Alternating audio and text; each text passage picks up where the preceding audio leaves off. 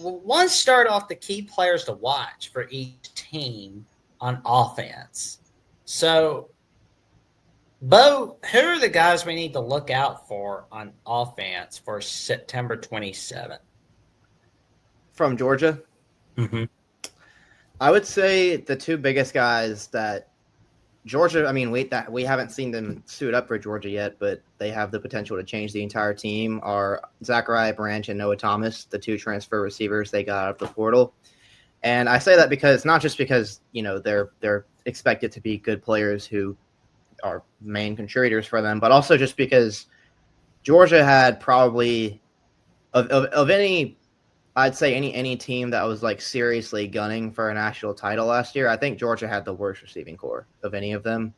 Um, Leading the FBS in drops as a AAA program like Georgia is pretty insane and just should never happen again.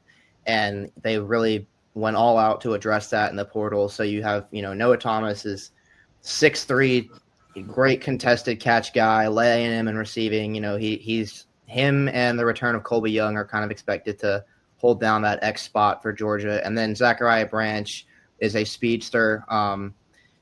We saw him flash a lot with the ball in his hands last year at USC. They like to use him as a returner, which I don't know if that'll be the case at Georgia or not, but we'll have to see. But I'd say those are the two guys that I would look out for the most, just because we don't know how good they're going to be for Georgia. And it we'll probably see for the first time when September rolls around, what kind of additions those will end up being. I'm looking at a couple of different avenues here. Is one, I think the game will go. Both defenses are going to be outstanding. That's a no-brainer. But I think it's once again it's quarterbacks. Mm-hmm. Both of them new quarterbacks, and so whoever can respond to the pressure, and I think that's going to be a big determining factor in the game. And Alabama's got a good receiving core. They've found some. Found a way to take some pressure off everybody wanting to overshift to Ryan Williams, and there you go. Funny thing to bring up is Georgia gonna be able to cover Ryan Williams? But and if Alabama hadn't done a good enough job recruiting and bringing in some good players, that they were able to some tall, lanky ones with good speed, good hands, and experience. And so I'm going to tell you what, guys, it's going to be an interesting game. Very interesting. Defense, we'll see. I think defensively, whoever can shut the other team down offensively is I think it's going to be a defensive game. Well, yeah, for our offense, we'll definitely keep an eye on Isaiah Horton because he and Ryan Williams, he expands. Big, tall kid, good speed.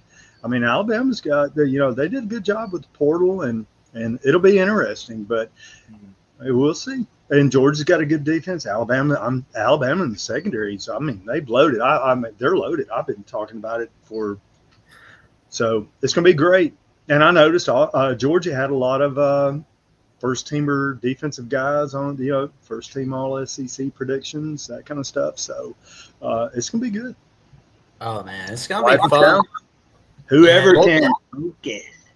Oh yeah, we'll definitely be getting to our defensive stars for sure. But, yeah, Isaiah Horton was the guy that I was thinking of as well, Jackson, because Ryan Williams needs help, and we saw that clearly last year that our receiving core outside of him was not great, and.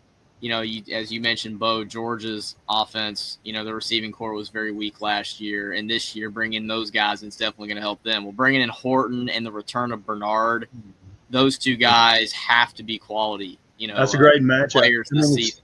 They have to have good years because if they don't, then Ryan Williams is going to only be able to do so much in big games against Georgia, South Carolina. Stockton going to be able to get the ball.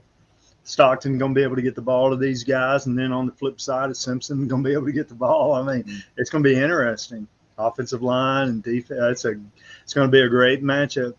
The other thing I want to see too is Jam Miller. I want to see how much Alabama is going to be able to run the ball against Georgia because our running game last year was fairly non-existent for the first time in 15 years because of Kalen DeBoer and our offensive coordinators just undesired to run the football outside of Jalen Milroe. So I want to see if Jam Miller gets involved in the offense in a game like this, because if you can run the ball against Georgia, against a team like that, then that would reestablish Alabama's dominance on the ground. It would help Ty Simpson not have to do everything. And plus, I think it's going to be a lot tougher on Ty Simpson than it's going to be on Gunnar Stockton, because this game is at Georgia. It's going to be very tough for Ty Simpson. He's going to have that at Florida State game, obviously. If Alabama can take care of business in that game, in that crowd, in that environment, that could possibly help prepare him for this game. But still, Georgia's kind of a different beast than Florida State. So it's going to be interesting to see how Ty Simpson does. That's why I think Jam Miller is very important. Yeah. And to your point, last year, the problem Alabama had is once they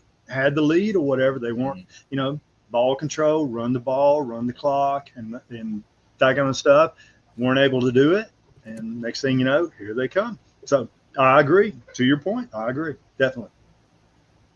There we go. And I think, like, one guy I want to see if we'll see him play against Georgia. I don't know if we'll see him play against Georgia, but maybe more like later in the season. Ackland Deer. I want to see him on the field. I've been looking forward to seeing him since we got him, honestly.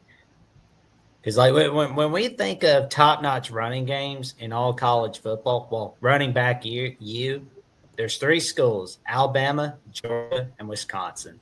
Those are 3 schools that come to mind for me. Yeah. I mean, Alabama's had a great run with Najee and, that kind of stuff. I look from it a historical way back because I'm an old guy. Y'all, can you tell I'm old? Can you tell? I've been around a while. Can you tell? You should have seen me in my prime. So anyway, but my first reaction is historically running back but to your point, of late, Alabama's. I mean, Mark Ingram, Najee, it's been awesome. Yeah, and Georgia really hasn't been like the insane running back factory that you would expect it to be in recent years either. I mean, they had Georgia had 3 interior linemen get drafted last year in the first 3 rounds of the NFL draft. And you would think that if that's the case, Georgia would have an insane running game, and they really just didn't last year. Trevor Etienne was probably the best player in that group, but he was out with injuries a lot of times. Even when he was on the field, he wasn't really a game breaker. Nate Frazier is a guy that a lot of people are really high on, and he has a lot of talent, but he also has a small case of fumbleitis, and also is just, a younger guy who you can't really expect to carry the running game. So I think both of these teams, Alabama, I would say, has a bit more certainty with their run game just because you have Jam Miller coming back and you have more continuity on the offensive line than Georgia did. But both of these teams are dealing with, A, new quarterbacks, and B, shaky running games. And, Bama at least has a guy like Ryan Williams where it's like, well, if all else fails, we can get this guy the ball.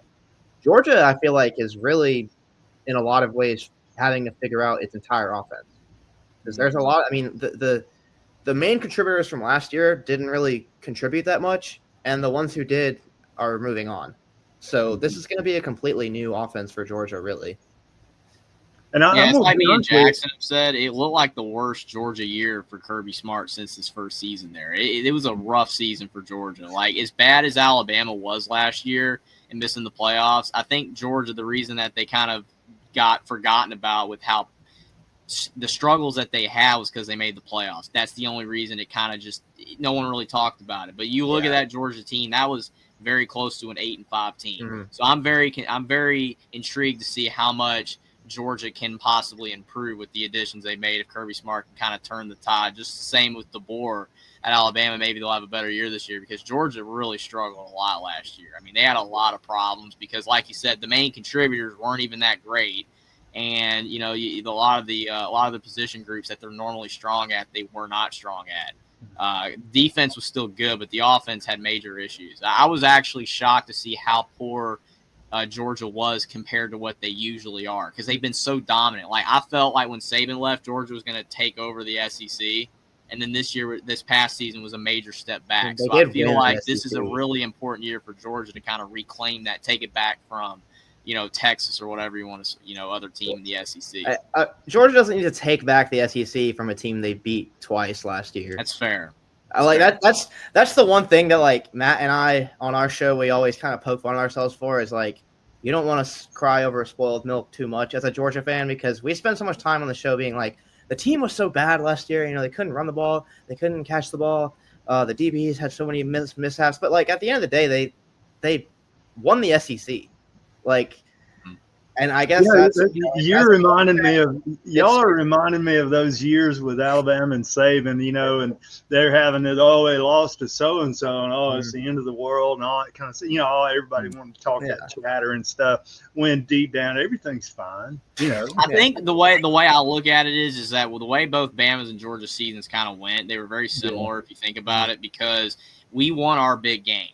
We beat you guys last year, and y'all beat Texas twice. Like, when we were at our best, we were both very, very good last year, but then we had the losses to Oklahoma and Vanderbilt that were just trash. And then Georgia had the really bad performances against Georgia Tech that they barely won, Kentucky that they barely won, Mississippi State that they struggled with for a large portion of that game. Those were really awful performances for a team that was supposed to be one of the 4 best in college football. And other teams like Penn State maybe had one game like that. Notre Dame obviously had the Northern Illinois game, but the rest of the season they were good. Georgia just had 3 or 4 really bad games. And that is what really shocked me. And I was shocked to see it from Bama, but more so Georgia because we had a new coach, new system. Whereas Kirby, he's been so consistently great at Georgia. And this past season, I saw cracks that I didn't normally see from the Bulldogs.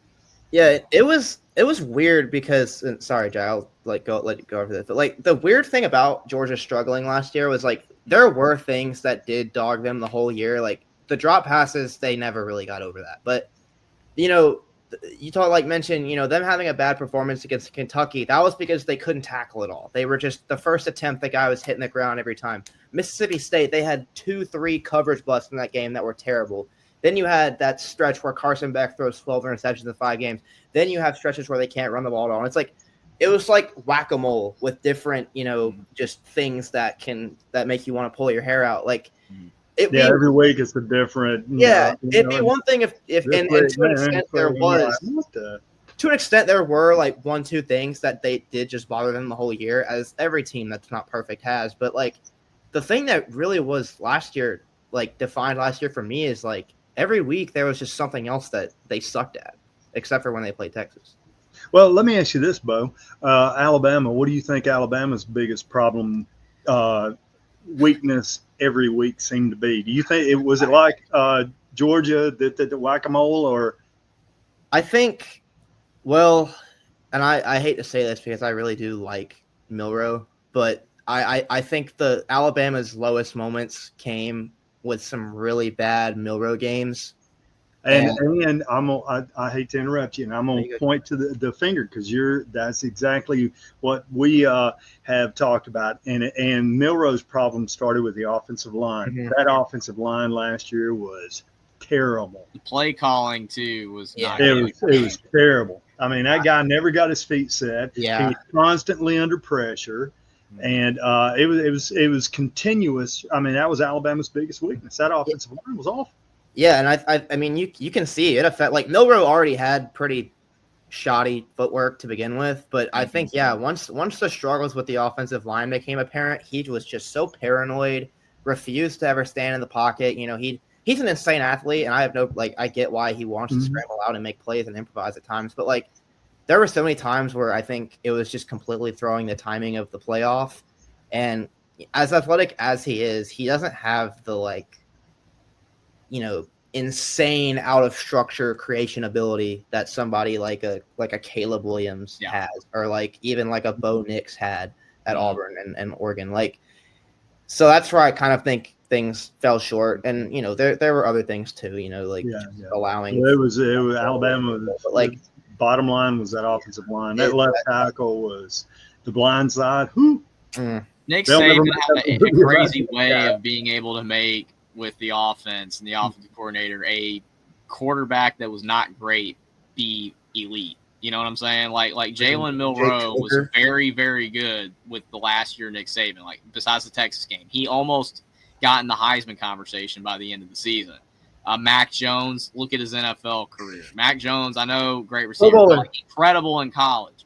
Coker was like nothing, right? And Jake Coker with Henry won the Heisman.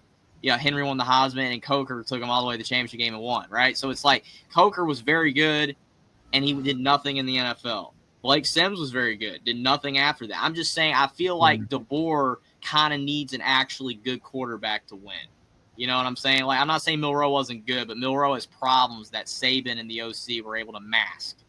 That's the difference, I think, that when you have an elite coach like that versus DeBoer, who's still trying to figure it out. He's more in tune with guys that fit his system. So I just don't think Milroe fit the system at all, and that's why he struggled way more this past season than he did the year before, even more than the O-line issues. Yeah, I was gonna say Ty Simpson is way more of a DeBoer quarterback to me. You know, where like he can, because Milroe, like I really do think Jalen Milroe is like a sick player, and I'm really gonna be rooting for him in the NFL just because that skill set is pretty unique. But like DeBoer is at his best when he has a Michael Penix type of guy who can drop back, win from the pocket, and push the ball vertically down the field, and throw with timing and throw with anticipation, and like that just isn't what Milroe did. Milroe was very much like, I'm going to win off of my insane athletic ability, Well, and here's another thing too, guys. I mean, Alabama offense coordinator every game, first down, first play of the game, going to be a pass. Never tried to establish a run game. Never tried to take the pressure off Milroe. That's why I said play calling was an issue. Yeah, like you're saying. I mean, it was just, it was a disaster. And so I do have a question for you, Bo, on the quarterback front. Before I'm sure we're going to be moving on to this game and this season, but Milroe versus Carson Beck, who do you think hurt their team more last year? I don't think Carson Beck hurt Georgia as much as the popular narrative likes to suggest. So I'm going to have to go with Milroe, and just because, and I'm not the biggest Carson Beck apologist in the world either. I know that there were some issues there, but I really think what it came down to with Carson Beck was had no run game, a lot like Kalen DeBoer, or a lot like Jalen Milroe, I guess, and by extension, Kalen DeBoer. Had no run game, and receivers just couldn't catch, and I think that completely just eroded any trust and confidence that he had with them, and the offense was essentially playing backyard football for most of the second half of the year because there was just so much of a disconnect between them. So Carson Beck obviously was not great last year, really by a lot of means, but I don't point to that season and be like, yeah, the offense wasn't that good because of Carson Beck. I think that there are a lot of other issues you can point to first. Before let me ask you this: would you have the offensive line for Georgia? How many did you say were NFL drafted? NFL? They had Jared Wilson went in the 4th round, and then Ratledge and Fairchild both went on day 2. So they had their whole interior got drafted. Yeah, and they're bringing back both their tackles. Yeah, well, it wasn't that good for Alabama. Actually, one of those so a lot of times, it comes down to offensive line play, and but I understand which I don't know. I think they're equal. I don't think either one of them.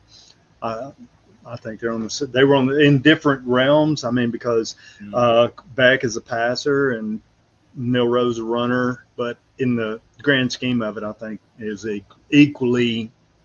I couldn't distinguish, which one was worse. They both majorly disappointed in different ways because both were like Heisman favorites up there. Top 5 in the draft. I mean, Carson Beck, I understand why he left, obviously, but I'm still kind of shocked he went to Miami. Like, Georgia's way better than Miami. I mean, Miami just did turn Cam Ward into the number 1 pick, so, like, I kind of get his thought process. But, yeah, I kind of agree that the team that Carson Beck is inheriting versus the team Cam Ward inherited is just not as good. Yeah. And it's amazing. You can immediately transfer and try to reinvent yourself and that kind of stuff. Back in the old days, it wasn't that way. You had to sit it out. And, I mean, if you had a crappy season, you're going to have to deal with it a couple of years. You had to come back the next fall and prove yourself. Now, I'll just run to a different program and reinvent myself. Crap. Which is why it's so cool that Gunnar Stockton and Ty Simpson have both stuck it out for as long as they have. Exactly. Kudos to them. and we'll Yeah, see if I liked seeing players like Jake Coker at Alabama get his shot in his final season. You know, those type of days are gone. That's a long gone era. So, like you said, it is kind of shocking to see them stick around. I mean, that's what hard work, is supposed to reward you with. Though you grind it out, you're there every day, you do your job, you're gonna get your opportunity. And That's the way people used to do it. Yeah, kudos to Nick Saban because he's a guy ultimately said, "No, this is our guy," and because Alabama under Saban was, it was a coaching revolution as far as revolving doors and people in and out one year or whatever, and then there's old Saban, and he's picking the best, maybe not the most prolific at the time, but he made how many times did he make the right call? Mac Jones, AJ, gosh, it's just. Greg McElroy. The guy. Give kudos to coach. Well, Hi, I am looking forward to seeing what both the offense are going to be bringing for sure. It'll be fun seeing what everybody's going to be bringing on September 27th.